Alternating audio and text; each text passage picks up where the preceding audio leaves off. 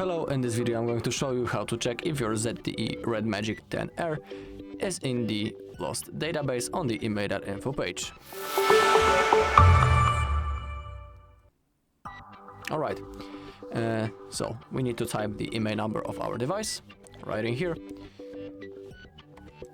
Okay, just like that. If you don't know how to find the IMEI number of your device, on our channel there is a video when I'm showing you all possible checking options on that site, and also in that video I'm showing you how to find the IMEI number of your device.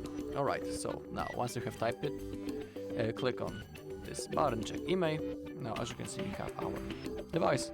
Scroll down, in here you can see the basic information about the device. You can also expand info, and if you are interested in the full device specification, click right in here or right in here. But let's go into the downside, and on the left side we have the basic checks. They are completely free, and the last option is lost device check. Simply click on that. In here type the IMEI number of your device. Also, if you want and have the possibility, you can type the second IMEI number and the serial number. And now once you have typed it, click on check lost/stolen status, and as you can see this device is reported in IMEI.info.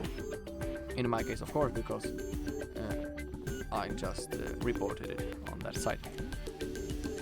Alright, below we can all see the information about the brand, the model, the IMEI number, is the device clean, the incident date, the country, the city, the description of the loss, how it was, the price, the contact name of the owner, the email number of the owner, the phone number, is it verified, below we have the verification date, is it reported, and the date on which that report was created at.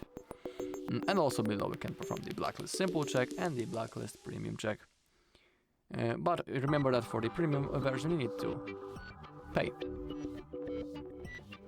Alright, that's all in this video. Thank you all for watching. If you found this video helpful, please leave a like, comment and subscribe.